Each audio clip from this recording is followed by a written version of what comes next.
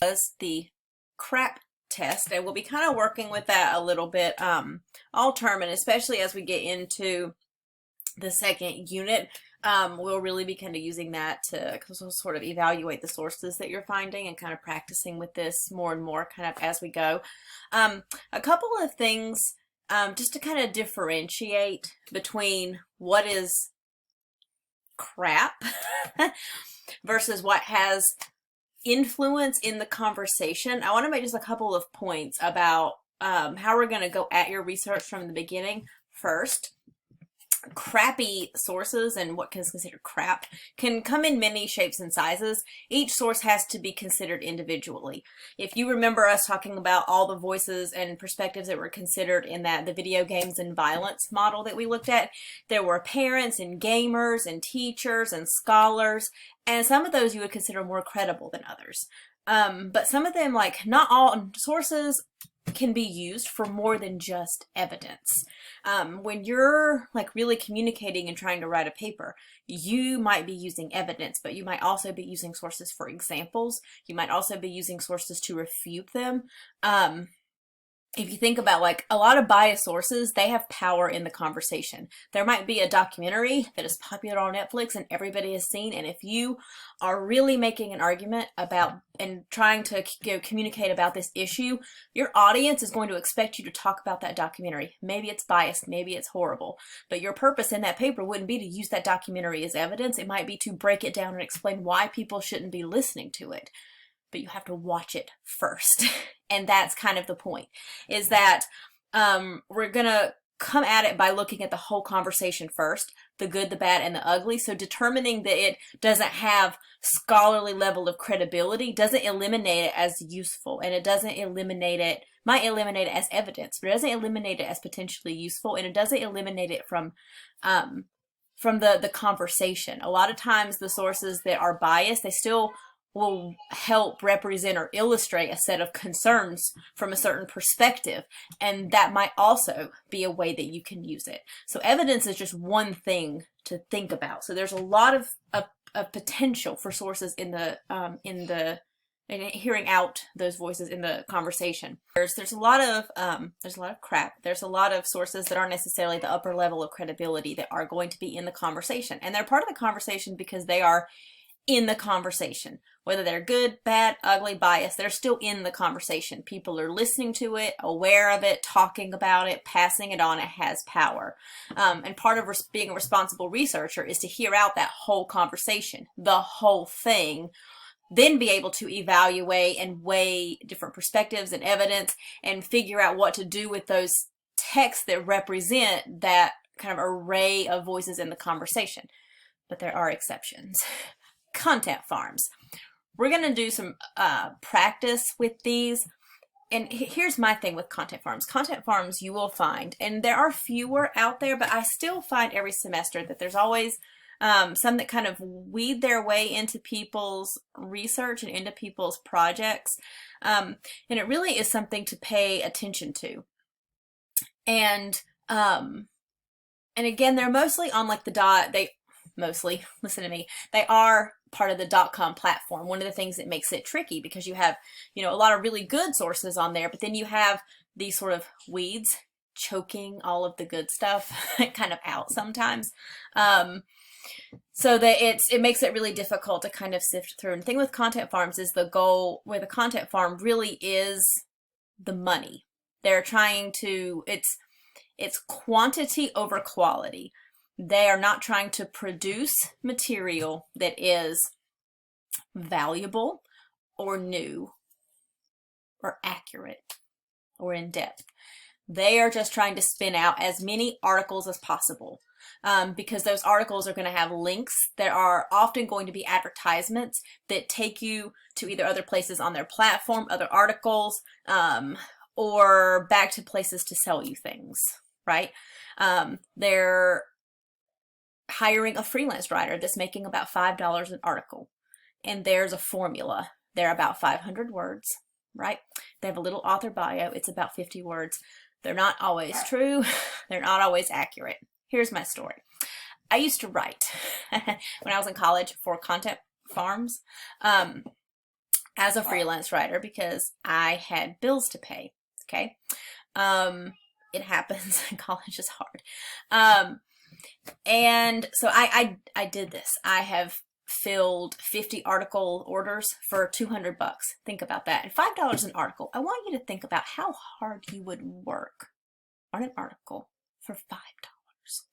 And they're not asking for people to be experts in these issues. They're just asking for people that are pretty good writers that can pump out material really fast, right? I've written about that 50 article order that I filled was about herbs and oils, and I have literally zero expertise on that.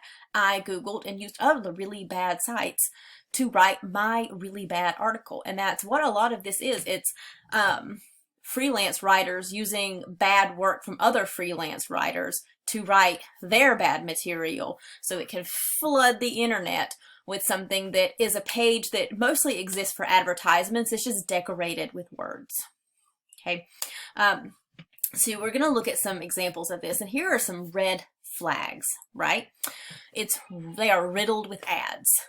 We're gonna talk about this design term later when we get to the digital essay, but I'm gonna kind of talk about it now, and it's visual weight.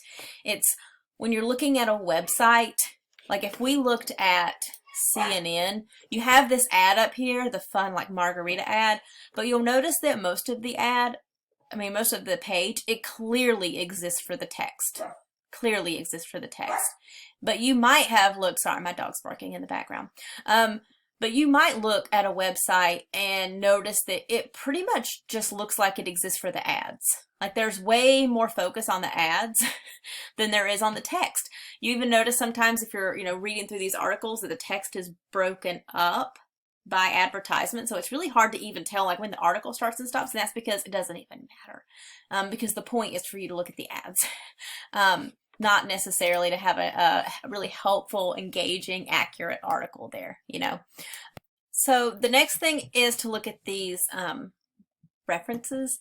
And I don't mean just looking at like the references list at the end. I also mean looking at the links like within the article, because a lot of times you'll notice that those links aren't actually to go to sources of information. They're either to go to articles like within the same platform, like Livestrong will send you to other Livestrong articles, Healthline will send you to other Healthline articles, eZine will send you to other eZine articles to keep you on that hamster wheel, reading things within the same platform, looking at their advertisements, or other kind of low quality sites, so content farms, like bad sites linking you to other bad sites. And ads often are the focus. When I was a freelance writer, like what you often get is a request for the content, and then also for the keywords and the links that they want you to send to include. So I don't remember what the keywords and the links were for this one, but I kept so you have to be really careful.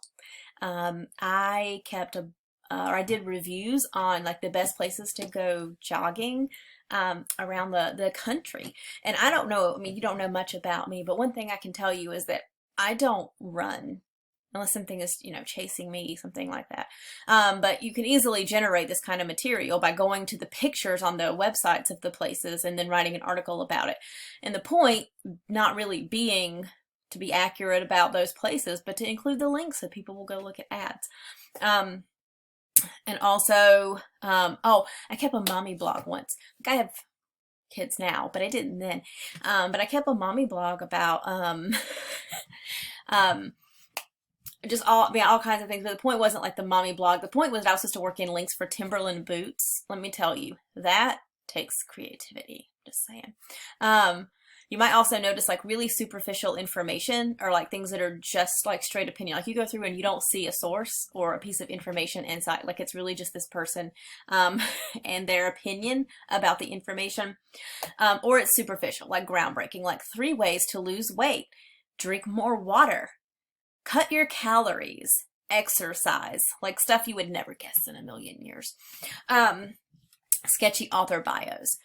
A lot of times if you look at the author bio and it sounds vague or unverifiable, like is a prolific freelance writer who has written for many medical journals with no specific names. has a degree in such and such with no university name, so you can't check it. Has won many awards that you can't Google, you know? So keeping it really vague, because those author bios a lot of times are usually about 50 words, and those little 50-word author bios often aren't even real. When I was a freelance writer, another fun story, I was told to flat out lie, like not to use my name, to make up a name and then add in some details that make it sound relevant to the article that I was writing. So you might often find that. So one of the things you really have to pay attention to is, and things that give it away are, they might say again, like paying attention to whether or not the thing they're saying they have a degree in is actually relevant. Like if they're writing about this thing, is their degree or expertise in this thing? Are they saying that they have won these awards or written these articles and it's specific information you can look it up, or is it that they have won lots of awards and have written for many many magazines and journals, and it's really vague? So pay attention for things that are vague and sound sketchy and don't sound completely connected to the issue. Also, notably poor grammar and spelling, choppy sentence structure, because sometimes the article is not written by a person. You might have come across these articles before where you're thinking like, did they read this before and that's because a person didn't write it. You can actually have a program called that spins articles for you.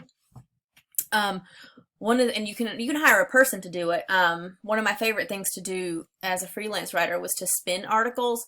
And again, like I wouldn't do this now, but you know, I wasn't thinking about the ethics of it at the time. I was just thinking about, you know, paying bills. But it does give me some really good, like, experience to share with you now.